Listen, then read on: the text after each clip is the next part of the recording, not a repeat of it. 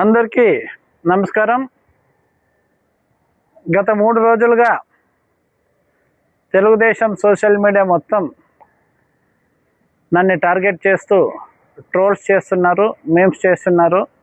మీ అందరికీ ధన్యవాదాలు. ఒక సోషల్ మీడియా మిత్రుడు నన్ను కుక్కలతో పోలుస్తూ గౌని ప్రతాప్ రెడ్డి అనే కుక్క కాలు శ్రీనివాసులు అనే కొండను చూసి మొరుగుతాంది అని చెప్పి కూడా పెట్టినాడు. చాలా సంతోషం అండి నన్ను కుక్కతో పోల్చినందుకు. ఎందుకంటే ఆ కుక్కకు విశ్వాసం ఉంటుంది. ఆ కుక్కకు ఉండే విశ్వాసమే గౌని ప్రతాప్ రెడ్డి అనే ఈ మనిషికి కూడా ఉంది. కాబట్టి గత శాసనసభ ఎన్నికల్లో నేను ఓటమి పాలైనా కూడా నా ఊరు, నా జనం, నా ప్రజలు, నా నియోజకవర్గం బాగుండాలని చెప్పి నేను పోరాటం చేస్తూనే ఉన్నాను. కాకపోతే మీరందరూ కలిసి కనకపు సింహాసనమున కూర్చుండపెట్టిన కాలువ గారు ఇప్పుడు ఏమి చేస్తున్నారు అని నేను మిమ్మల్ని అడుగుతున్నా. వారు నేను చూపిస్తుండే ఆ కుక్కకుండే విశ్వాసాన్ని నేను చూపిస్తున్నాను కదా నా ప్రజలపైన, నా నియోజకవర్గం పైన, నా నియోజకవర్గంలో జరుగుతున్న సహజ వనరుల దోపిడీ పైన నేనేమైతే ఇప్పుడు విశ్వాసం చూపిస్తూ నా గొంతెత్తుతున్నానో, అలాగే మీరు కనకపు సింహాసనమున కూర్చుండబెట్టిన కాలువ గారు ఎందుకు ప్రశ్నించట్లేదు అనేదే నా ప్రశ్న. ఎంఆర్పి రేట్లకి మద్యాన్ని అమ్మితే మీకేం బాధ, ఎందుకు అమ్మట్లేదు అనేది నా ప్రశ్న. ఆ విషయాన్ని డైవర్ట్ చేస్తూ రకరకాలుగా పలు విధాలుగా నా పైన లేనిపోని ఆరోపణలు చేస్తున్నారు. లోక కళ్యాణం కోసం ప్రయత్నం చేసిన శ్రీ మహావిష్ణువుకే నీలాప నిందలు తప్పలేదంట. ఈ ప్రతాప్ రెడ్డికి నీలాప నిందలు ఎందుకు రావు? వస్తే రానియండి, నేను ఏమాత్రం కేర్ చేయను ఈ నీలాప నిందలను.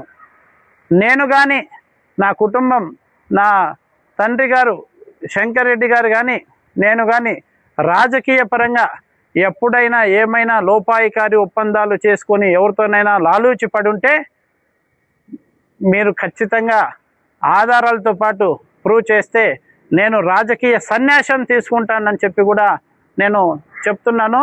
అలాగే ఎప్పుడు నన్ను ఎవరు మాట్లాడినా తెలుగుదేశం పార్టీ నాయకులు అడిగేది 2014 నుంచి 19 వరకు నువ్వెందుకు మాట్లాడలేదు అని. అయా 2004 నుంచి 9 వరకు కానీ, 2009 నుంచి 14 వరకు కానీ, 2014 నుంచి 2019 వరకు కానీ నేను రాజకీయాల్లో అంత యాక్టివ్గా ఉన్నానా అని నేను మిమ్మల్ని అడుగుతున్నాను. గత 2 సంవత్సరాలుగా నేను రాజకీయాల్లో చాలా యాక్టివ్గా ఉన్నాను. కాబట్టి ఇప్పుడు జరుగుతుండే ప్రతి ఒక్క అన్యాయాన్ని నేను ప్రశ్నిస్తున్నాను. మరి మీరు 2 సంవత్సరాలు అయింది కదా మీకు పదవి వచ్చి, 2 సంవత్సరాలు అయింది కదా మీ ప్రభుత్వం వచ్చి, మీరెందుకు గత వైసీపీ ప్రభుత్వంలో జరిగిన అన్యాయాన్ని, అక్రమాలని, అవినీతిని వీటిపైన మీరెందుకు చర్యలు తీసుకోలేదని నేను మిమ్మల్ని అడుగుతున్నా. అంటే ఇక్కడ ఏమన్నా లోపాయికారి ఒప్పందం ఉందా? కాలు శ్రీనివాసులు గారికి మళ్ళీ కాపు రామచంద్ర రెడ్డి గారి మధ్య ఏమన్నా లోపాయికారి ఒప్పందం ఉందా?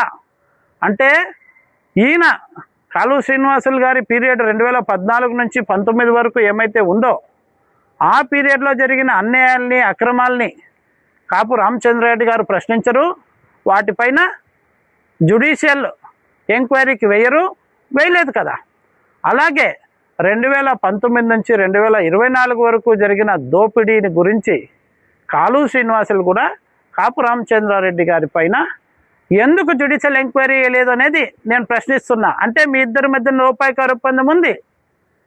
గౌని ప్రతాప్ రెడ్డి అనే లోకల్ లీడర్ ఎదుగుతున్నాడంటే సహించలేక ఆయన వెంట కాపు రామచంద్రారెడ్డి ఉన్నారు అనే ఒక దుష్ప్రచారం మీరు ఏమైతే చేస్తున్నారో నేను మీకు ఒకే విషయం అడుగుతున్నా. అయ్యా కాలు శ్రీనివాసులు గారు, మీరు స్థానికేతరులే, కాపు రామచంద్రారెడ్డి గారు కూడా స్థానికేతరులే. ఆ స్థానికేతరుడు ఇంకో స్థానికేతరుడు పైన ఎందుకు లోకల్ లీడర్ని ఉసుగొల్పుతాడని మీరు ఎందుకు అనుకుంటున్నారు? నేను పుట్టినప్పటి నుంచి రాజకీయ కుటుంబంలో, రైతు కుటుంబంలో, రాజకీయంగా చైతన్యం ఉన్న కుటుంబంలో పుట్టినాను. కాబట్టి మా చిన్నప్పటి నుంచి మా నాన్నోళ్ళు, మా చిన్నాన్నోళ్ళు, మా పెద్దనాన్నోళ్ళు ఎంతో మందికి, వేలాది మందికి, మా ఊరి వారికి, మా చుట్టుపక్కల ఉన్న గ్రామాల వారికి వాళ్ళ సమస్యలు తీరుస్తూ వాళ్ళు చిన్నప్పుడు ఊళ్ళోనే ఇంట్లోనే పంచాయతీలు చేసేవారు. కాబట్టి మాకు తెలుసండి ప్రజలకు వచ్చే పరిస్థితి ఏమైనా విషయాలు వస్తే వాటిని ఎలా సాల్వ్ చేయాలి, ఆ ఒక దీంతో నేను ముందుకొచ్చి నా ఊరు, నా ప్రజలు, నా నియోజకవర్గ సహజ వనరులు దోపిడీ జరిగితే ప్రశ్నించాలనే ఒక తత్వంతో నేను ప్రశ్నిస్తుంటే నాకు కాపు రామచంద్రారెడ్డి గారి ముద్ర వేయాలనే మీ ఆలోచన విరమించుకోవాలని చెప్పి నేను మీ అందరికీ తెలియజేస్తున్నాను. అలాగే నేను పదే అడుగుతున్నా, మద్యం రేట్లు గరిష్ట ధర నిర్ణయించిన ప్రభుత్వానికి వ్యతిరేకంగా ఎందుకు అధికంగా అమ్ముతున్నారు? ఈ విషయానికి ఆన్సర్ ఇవ్వండి. కాలువ శ్రీనివాసులు గారు, ఈ విషయానికి ఆన్సర్ ఇవ్వకుండా ఎందుకు డైరెక్ట్ చేస్తున్నారు? ఎందుకు మీరు డైవర్ట్ చేస్తున్నారు మ్యాటర్ని అని నేను పదే సబ్జెక్ట్ని డైవర్ట్ చేస్తున్నారు. నా మీద ఎన్ని ట్రోల్స్ చేసినా, ఎన్ని మీమ్స్ చేసినా, ఎంత దుర్భాషలాడినా నా మనోధైర్యాన్ని దెబ్బతీయలేరు. నేను విశ్వాసం ఉన్న కుక్కలాగా నా ప్రజల కోసం నేను పని చేస్తాను.